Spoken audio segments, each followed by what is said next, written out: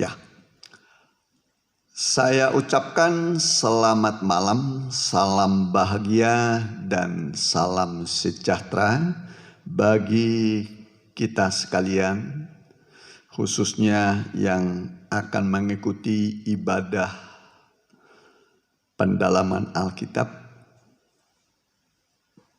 Kitab Wahyu. Ya, Kitab Wahyu merupakan kitab yang terakhir yang berisikan tentang apa-apa yang akan terjadi di akhir zaman, ya.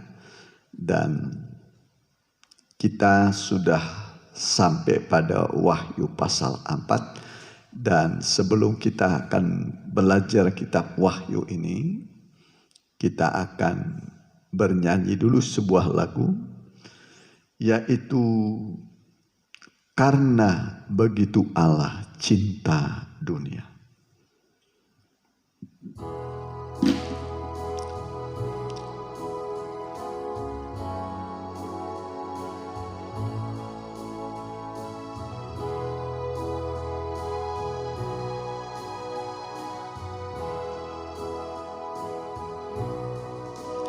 Karena begitu Allah cinta dunia, hingga diberikannya anaknya yang tunggal, supaya yang percaya jangan binasa, tapi dapat hidup kekal lembut. Karena begitu Allah cinta dunia, hingga diberikannya anaknya yang tunggal, supaya yang percaya jangan binasa, tapi dapat hidup kekal. Kita berdoa. Di malam yang indah ini Tuhan, kami akan beribadah padamu dalam ibadah pendalaman Alkitab, Kitab Wahyu, supaya lewat mendengar kami timbul iman dan mengerti, bahkan sampai kami bisa mempraktekkan, melakukan firman-Mu. Ketika kami mendengar firman-Mu, kami pasti berbahagia. Berbahagialah orang yang mendengar, yang membaca kitab Wahyu ini, Alkitab ini. Itu kata-Mu kepada kami. Kami pun yang membaca, yang mendengar akan berbahagia. Kebahagiaan kami bukan dari harta, dari pangkat, dari uang yang banyak, tapi kami berbahagia karena kami mendengar firman-Mu yang hidup dan berkuasa, dan firman-Mu sanggup menolong kami, menguatkan kami, dan memberi kepada kami kemenangan demi kemenangan, bahkan bisa memberi kepada kami kedamaian, kesejukan, ketenteraman. Dan biarlah kami akan mulai Roh-Mu mengurapi kami dan memberkati setiap pribadi yang mengikutinya, dalam nama Tuhan Yesus Kristus. Hamba telah berdoa. Haleluya. Amin. Mari kita angkat dulu sebuah lagu, yaitu nyanyian O Yerusalem, Kota Mulia.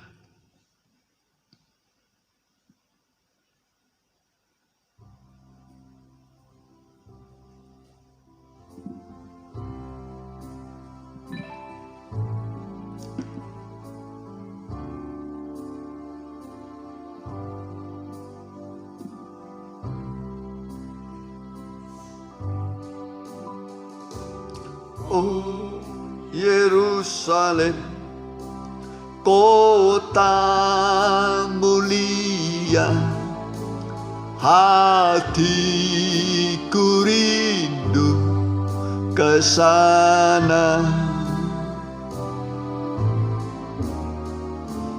Oh Yerusalem, kota mulia, hatiku rindu ke sana. Tak lama lagi Tuhanku, datanglah, bawa saya masuk sana. Tak lama lagi Tuhanku, datanglah, bawa saya masuk sana. Ya, kita nyanyikan nyanyian terakhir, kulihat pintu terbuka.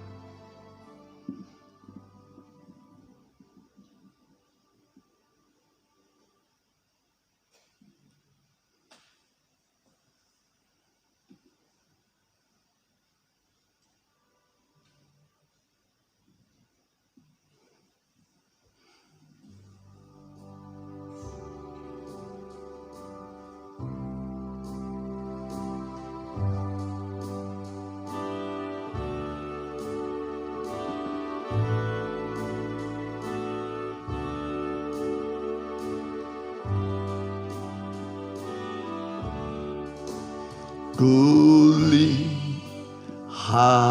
pintu terbuka, di mana terang memancar dari salib. Di sanalah ku dapat damai besar. Allah besar sungguh, pintu terbuka bagiku. Ya, ya, bagiku pintu terbuka terus. Baik, dua. Pintu itu terus terbuka bagi yang mau datang. Orang miskin, orang kaya, semua boleh datang. Cinta Allah besar sungguh, pintu terbuka bagiku. Ya, ya, bagiku pintu terbuka terus. Sebelum kita mendengarkan firman Tuhan, kita berdoa supaya firman Tuhan ini terbuka bagi kita.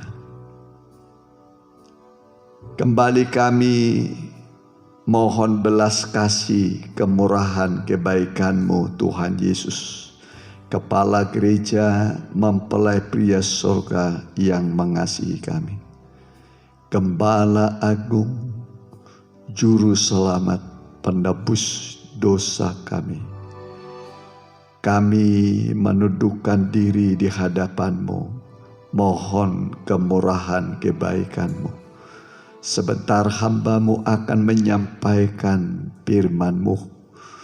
Engkaulah yang memiliki firman. Kami hanya mohon supaya Engkau membukakan rahasia firman-Mu yang tertutup, termeterai dari abad ke abad, dari turunan ke turunan. Namun zaman akhir ini Engkau bukakan bagi kami Tuhan. Kalau firman sudah dibukakan, maka berkat-berkat juga terbuka bagi kami. Di dalam pemberitaan firman-Mu yang dibukakan, ada mujizat bagi kami, sanggup menghapus air mata kami, memberi kami kekuatan dan kemenangan, kesembuhan, dan juga memberi kami damai yang berlimpah-limpah. Berfirmanlah Tuhan, kami siap mendengar. Dalam nama Tuhan Yesus Kristus, hamba telah berdoa. Haleluya. Amin. Puji Tuhan, oleh kemurahan Tuhan kita bisa kembali mendengarkan suara Firdaus yang ke-7. Saya kasih dulu tema, yaitu pintu sorga yang terbuka. Pintu sorga yang terbuka. Ya, pintu sorga terbuka bagi kita. Betapa baiknya Tuhan. Pintu sorga terbuka dalam kitab Kejadian pasal 3. Pintu ke Taman Eden, ke Firdaus itu telah ditutup. Ya, dijaga dengan keruk, memegang pedang dengan pedang yang menyambar-nyambar, menjaga jalan ke taman itu. Ya. Tetapi saudaraku, di sini kita melihat pintu sorga terbuka.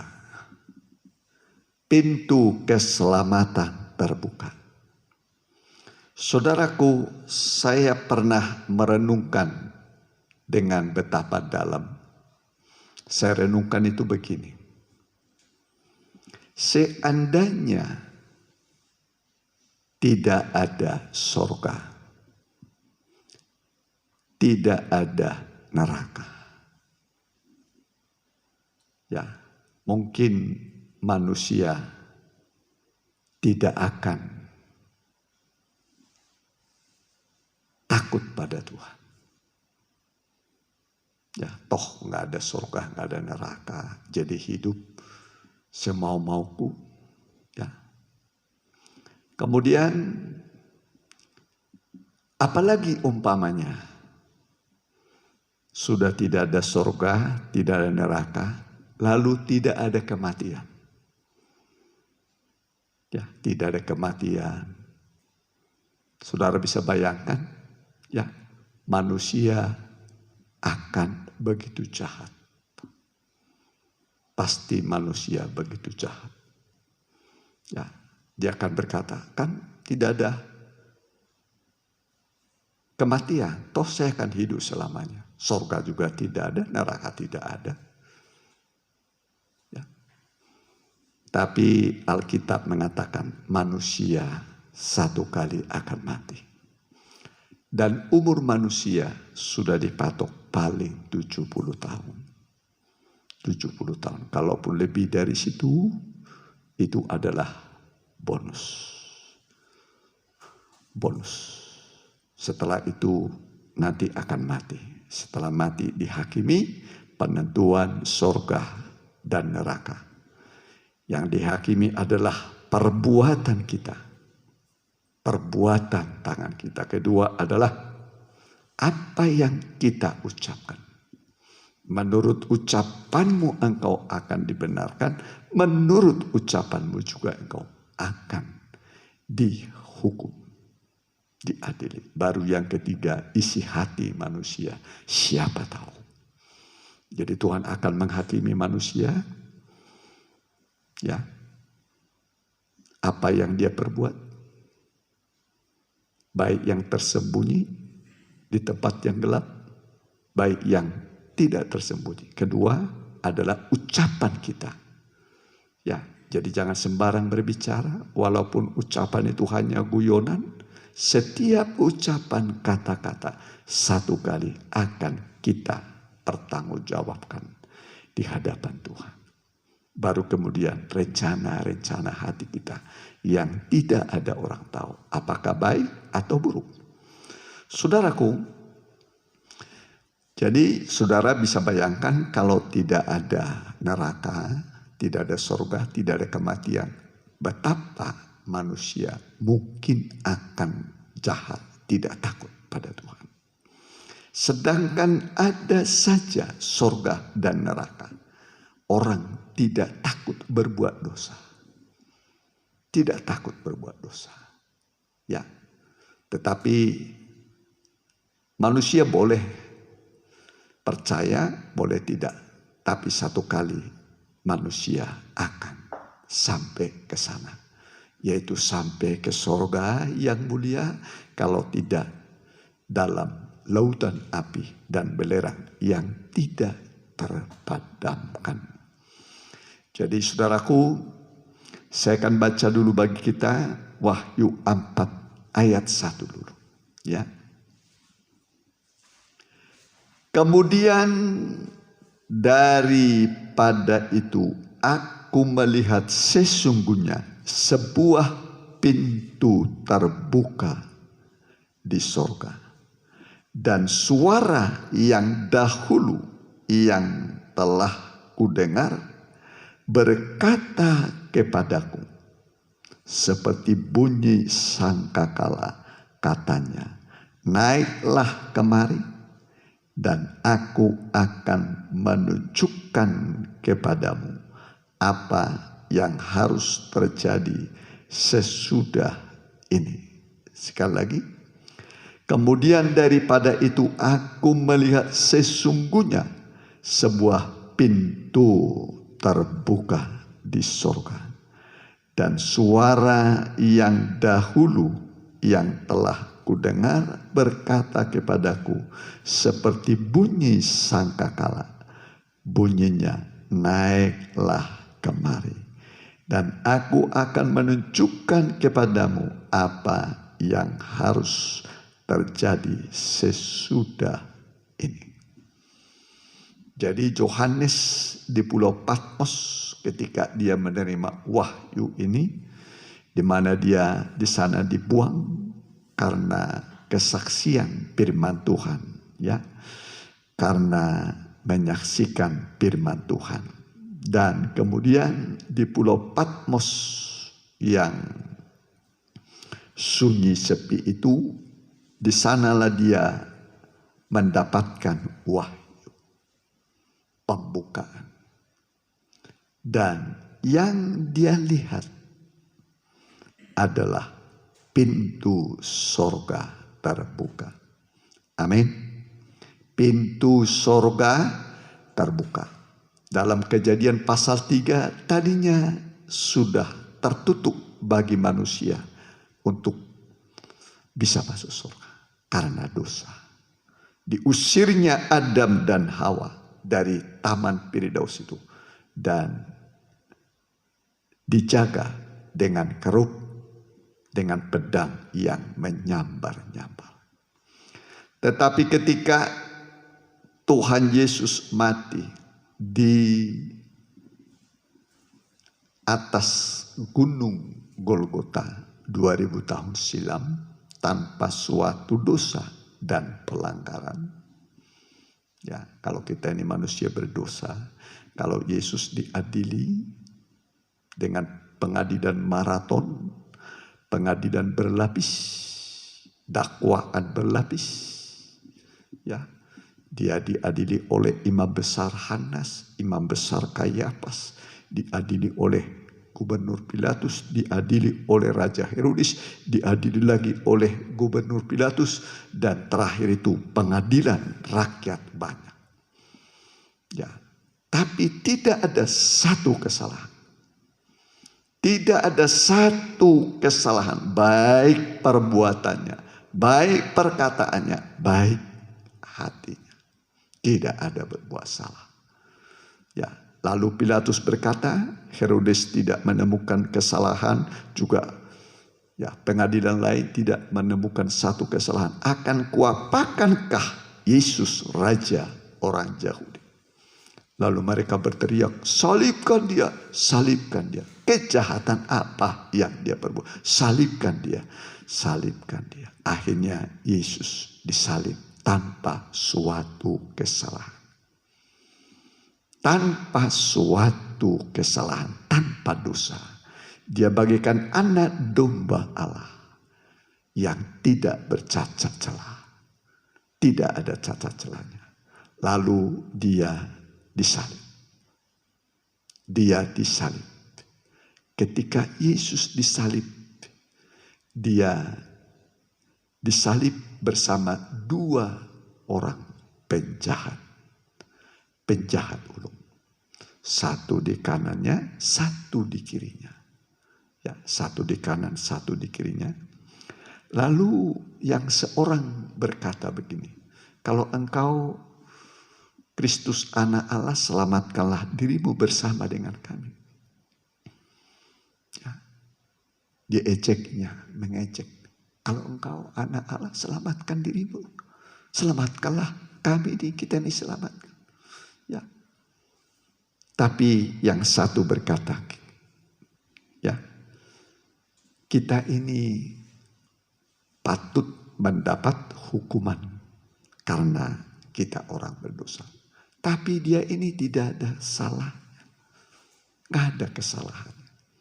Kemudian dia bermohon kepada Yesus. Dia berkata, Yesus, ingatlah akan daku apabila engkau datang sebagai Raja.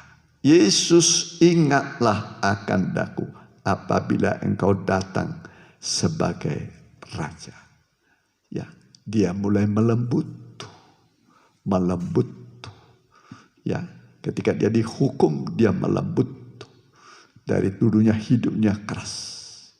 Dalam kekerasan, hidup dalam kekerasan, membunuh, merampok. Ya, tapi ketika dia dihukum, dia melembut. Dia berkata, Yesus, ingatlah akan daku apabila engkau datang sebagai Raja. Apa kata Tuhan Yesus? Hari ini juga aku akan tinggal dengan engkau di Firdaus. Hari ini aku akan tinggal dengan engkau di Firdaus. Bayangkan indahnya saat-saat berjumpa dengan Tuhan. Walaupun dalam penghukuman atau di Gunung Golgota di kayu salib. Ya, yang satu mati masuk neraka. Ya, satu mati masuk neraka sampai hari dia tetap di sana. Nasibnya tidak bisa diubah. Dulu tidak percaya dia ini ada sorga dan neraka, hanya hidup begitu saja. Tapi setelah mati, percaya atau tidak percaya dia, pasti dia tidak selamat.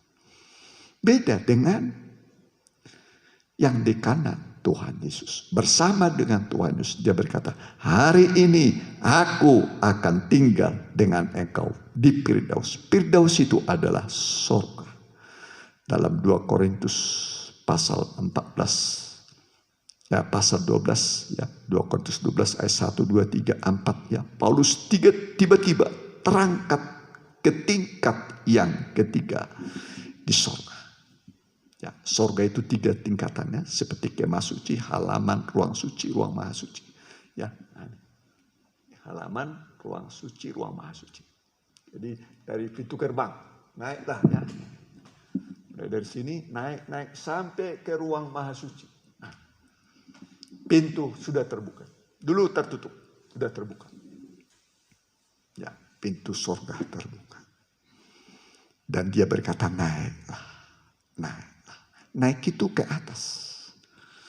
Ya, saudaraku, Yakub satu kali dalam perjalanan dari Kanaan ke rumah pamannya si Laban, ya, rumah pamannya si Laban, ya, di tengah jalan dia lelah dan bermalam, lalu dia mengambil batu sebagai lapik alas kepalanya. Kemudian dia tidur. Waktu dia tertidur, dia melihat sebuah penglihatan dalam sebuah mimpi yang menakjubkan. Ya, dia mimpi, dia tidur, ditaruh kepalanya pada batu. Ya, jadi kalau tidur, alaskan pikiranmu, batu itu Kristus. Ya, alaskan tidurmu malam itu kepada Kristus, serahkan kepada Tuhan. Ya, kemudian waktu dia tidur, dia bermimpi.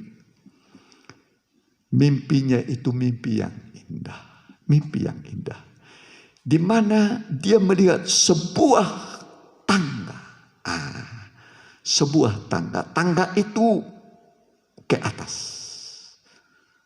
Lalu ujung tangga itu berjumpa sampai pintu gerbang surga. Sampai kepada pintu gerbang surga. Dia melihat malaikat Tuhan turun naik di tangga itu. Sampai ke surga turun naik begitu. Dia berkata, alangkah dahsyatnya tempat ini. Ini tidak lain daripada rumah Allah. Ini rumah Allah. Dan dia berkata, inilah pintu gerbang surga.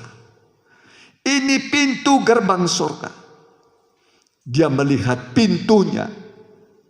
Dan dia melihat tangga penghubung. Tangga penghubung. Ya. Juga kepada Natanael Tuhan Yesus berkata dalam Yohanes pasal 1. Dia berkata, karena aku berkata padamu, ya, sebelum Filipus memanggil engkau, aku sudah melihat engkau di bawah pohon ara. Engkau percaya. Ya, engkau percaya. Engkau akan melihat malaikat-malaikat Allah turun naik ke atas anak manusia. Ya, turun naik. Saudaraku, penghubung surga dengan bumi itu tangga. Ya, jalan. Ya, ada jalan ke surga. Ya. Satu kali dia berkata begini kepada murid-muridnya sebelum dia naik ke surga. Ya. Janganlah gelisah hatimu, percayalah kepada Allah, juga percaya kepadaku. Ya, jadi mengatasi gelisah itu jangan gelisah, cukup percaya kepada Allah, pada Yesus, hilang gelisahmu. Ya, hilang gelisah. Jadi percaya pada Yesus, pada Anak Allah itu membuat hati kita tenang, damai. Ya, kemudian Alkitab mengatakan memang manusia yang lahir dari perempuan singkat umurnya, singkat, penuh kegelisahan, penuh gelisah, Saudara mungkin sekarang dalam keadaan gelisah. Ya, gelisah. Sekarang ini masa orang dalam ketakutan gelisah. Karena mewabahnya penyakit ya COVID-19. Ya, jangan-jangan aku kena. Yang kena mengatakan jangan-jangan aku nanti bagaimana. Ya, tapi saudaraku, mengatasi kegelisahan cukup percaya kepada Yesus. Percaya artinya mempercayakan diri kepada Tuhan. Percaya artinya mempercayakan hidup kita kepada tangan Tuhan. Yesus berkata, percayalah kepada Allah, percaya kepadaku. Begitu saudara mempercayakan dirimu, masa depanmu, sekolahmu, keluargamu, pasti engkau mendapatkan ketenangan. Mendapat ketenangan. Lalu dia berkata, aku akan pergi menyediakan tempat bagimu. Nah, Yesus pergi menyediakan tempat surga bagi kita. Lalu murid-murid berkata, bagaimana kami tahu jalan ke sana? Ya, kau pergi ke sana, bagaimana kami tahu jalan ke surga itu? Bagaimana?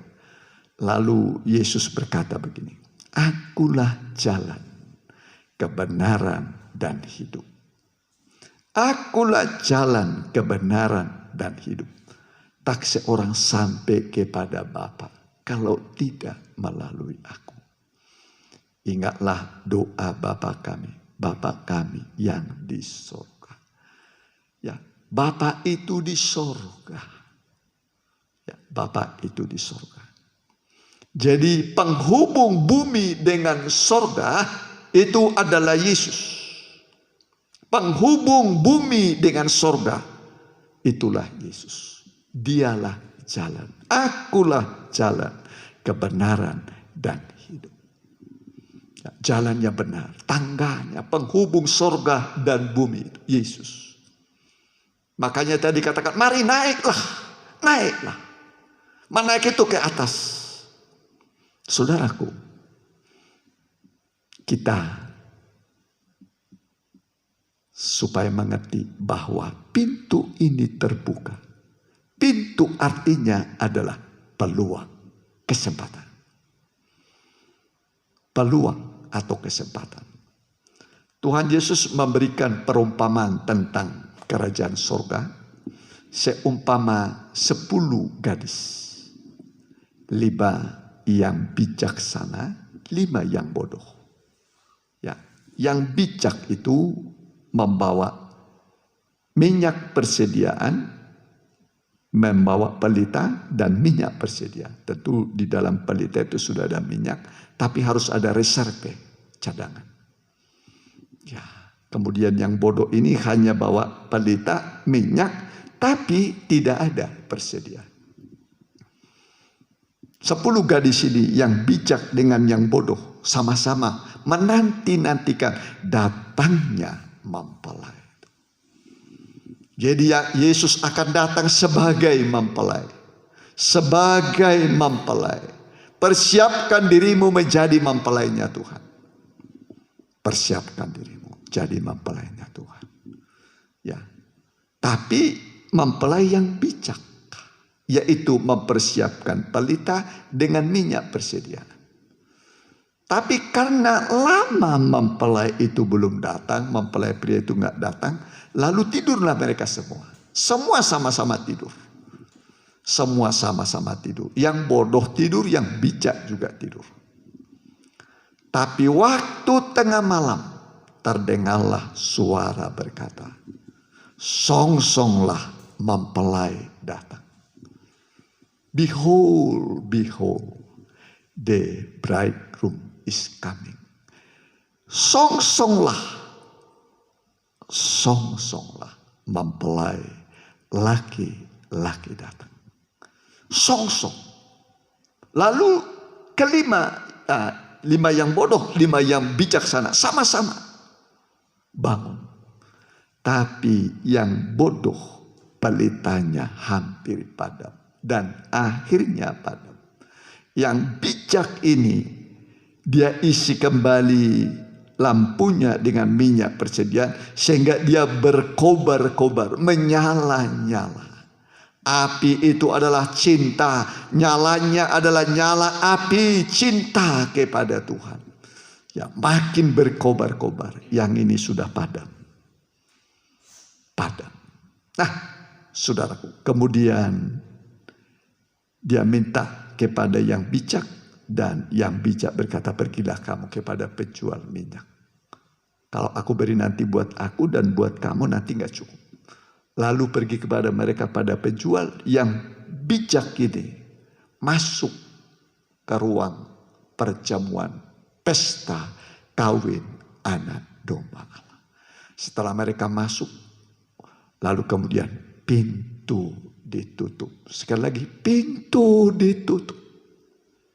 Setelah itu datanglah yang bodoh. Lalu mereka mengetok-ngetok pintu. Perhatikan, saya baca bagi saudara.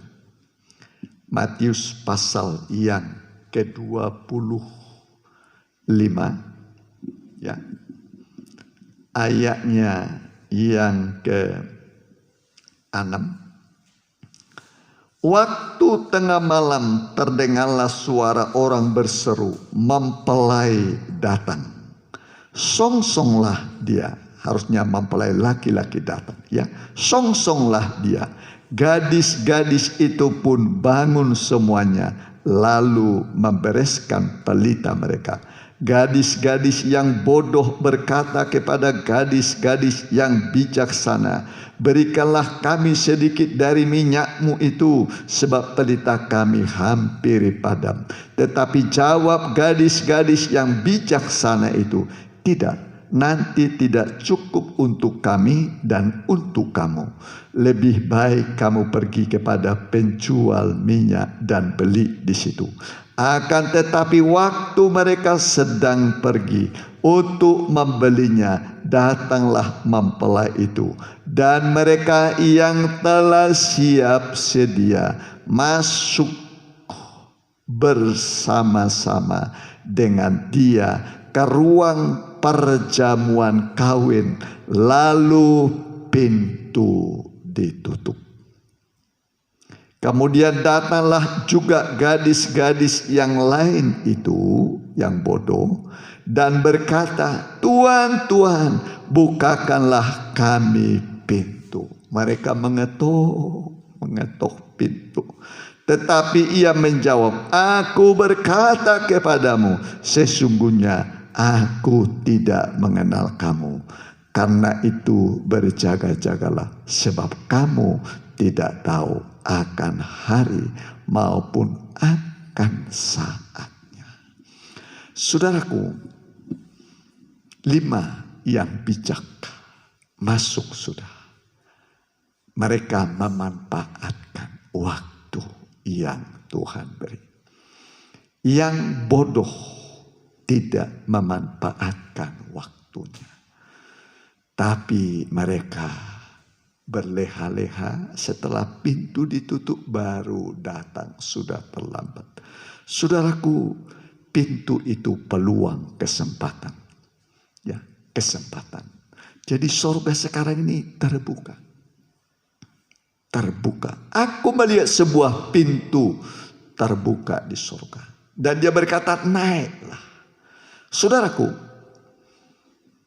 jangan kita seperti 5 anak darah yang bodoh.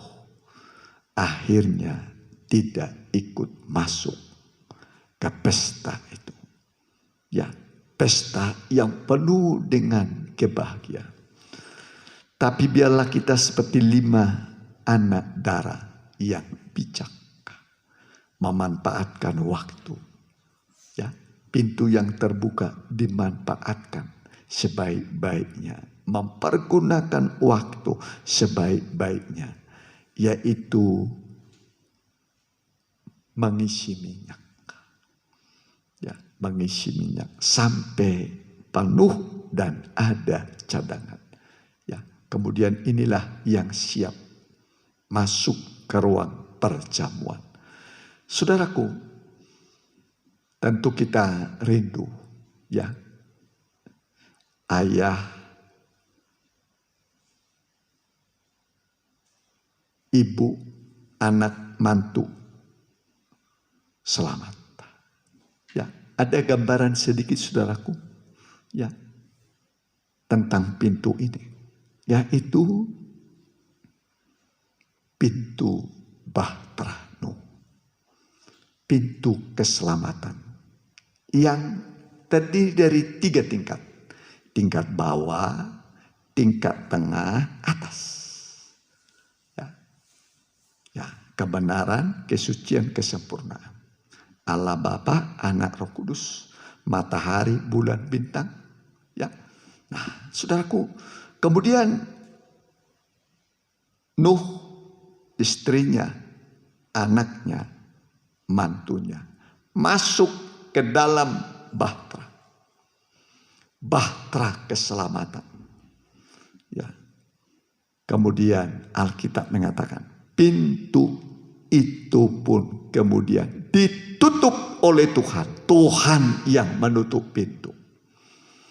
Kemudian setelah ditutup datanglah air bah.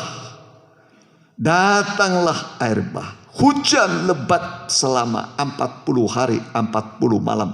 Semua pintu-pintu samudra raya, mata-mata air dibuka, berbual-bual semua. Kemudian melampunglah naik mulai perahu itu. Dan begitu banyak manusia pengen masuk ke dalam bahtera itu. Mungkin pamannya ada di situ, mungkin saudaranya ada di situ, minta supaya pintu itu dibuka bagi mereka. Tapi pintu itu Tuhan yang menutup, satu pun tidak bisa lagi masuk. Semua yang tidak masuk dalam bahtera keselamatan tenggelam, binasa semua. Binasa semua.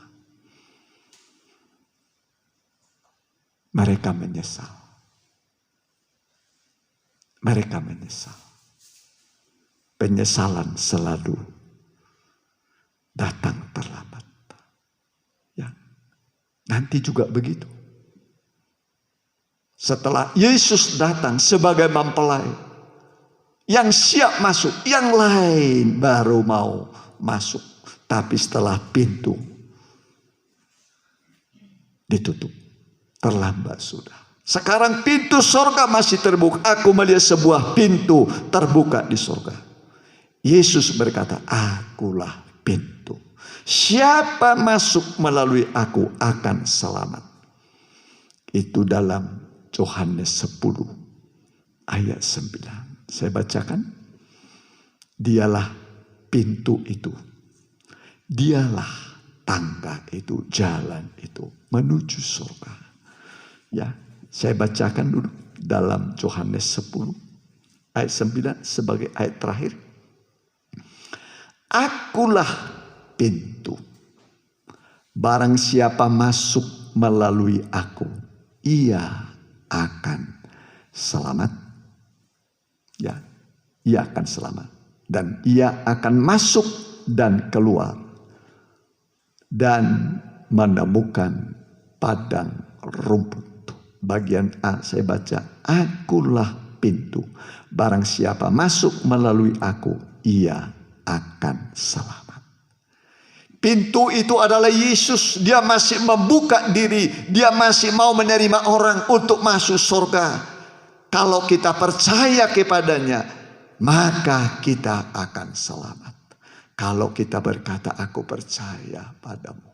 Terima kasih engkau membuka dirimu, ya, menjadi pintu keselamatan bagiku. Saudaraku, pintu itu hidup. Pintu sorga itu terbuka. Itulah pribadi Yesus. Ya, dan jalannya juga jalan yang hidup. Ya, pernah mungkin saudara melihat lift, ya, atau eskalator, orang naik ke situ, sek di bawah, naik, tombol buka, tombol dipencet, terbuka, udah terbuka, kemudian masuk, tombol lagi, naik, hidup itu. hidup sampai ya naik ke atas. Begitu juga kita, begitu kita percaya Yesus, terima Yesus, Dia yang membawa kita ke surga. Ya, apa namanya? Tangga berjalan apa namanya? Eskalator. Tangga itu bawa berjalan terus begitu. Begitu dalam Ibrani 10 ayat 20 dikatakan, ya, ada jalan yang hidup. Bolehlah saya tambahkan satu lagi ya. Coba. Nah ini nih. Karena Ia telah membuka jalan. Perhatikan, Dia buka jalan bagi kita yang baru dan yang hidup bagi kita. Melalui tabir, yaitu dirinya sendiri. Dibuka tabir itu. Di situ ada tangga. Pintu terbuka, di situ ada tangga. Jalan kita naik. Dia yang membawa kita ke surga. Dia yang tahu surga di mana dia. Surga itu kita tidak tahu di mana, pada posisi derajat berapa derajat dari titik saudara berdiri, ya letaknya surga. Tapi Yesus Dia tahu, Dia akan membawamu sampai ke surga. Begitu engkau percaya Yesus, nanti engkau sampai dibawa olehnya. Tangga jalan yang hidup ini sampai pintu gerbang surga, sampai engkau naik sampai ke tahta Allah, berjumpa dengan Allah, berjumpa dengan makhluk-makhluk surgawi. Seperti saya katakan pada Rebo yang lalu, saudara pun akan diubah menjadi makhluk-makhluk surgawi yang tidak dapat mati, tidak dapat binasa. Jadi firman Tuhan ini biarlah memberikan kepada kita pengertian. Mari manfaatkan waktu. Ya, manfaatkan waktu. Pergunakan waktu. Jangan setelah pintu ditutup baru saudara berusaha masuk. Pintu masih terbuka, masuklah saudara. Begitu saudara masuk, Dia yang membawa engkau. Seperti eskalator, dibawa engkau naik ke surga. Jalan yang hidup. Engkau makin naik, rohanimu makin naik, makin menaik. Sampai ke surga, pintu surga. Terpujilah Tuhan. Jadi hari ini saudara sudah mengenal pintu itu adalah Yesus. Jalan itu adalah Yesus. Yaitu pintu surga. Di mana ada di sana hidup kekal selama-lamanya. Dunia akan kita tinggalkan, tapi surga akan kita tinggal di sana selama-lamanya. Mari kita nyanyi dulu satu lagi. Tadi bait 3 ada pintu, kulihat pintu terbuka. Ya, cuma 2. Bait 1 saja ya. Kulihat pintu terbuka.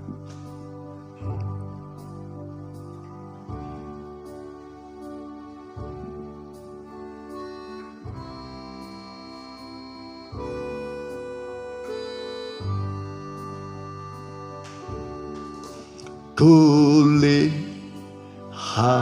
pintu terbuka, di mana terang memancar dari salib. Di sanalah ku dapat damai besar. Cinta Allah besar sungguh, pintu terbuka bagiku. Ya bagiku pintu terbuka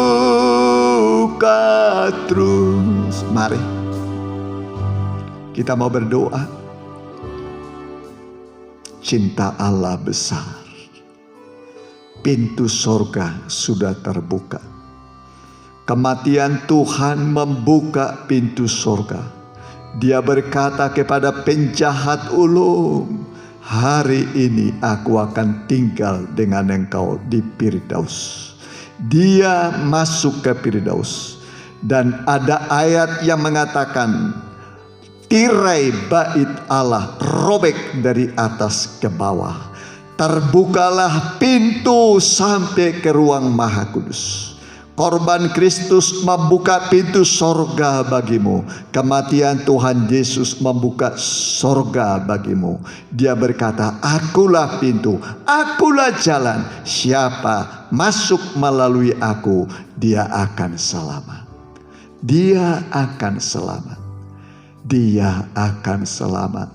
Seperti keluarga Nuh, selamat dari hukuman yang hebat. Kalau dulu hukumannya adalah air bah, lautan air, tapi hukuman yang akan datang lautan api dan belerang akan menghukum dunia ini. Tapi mereka yang masuk, mereka yang masuk akan selamat.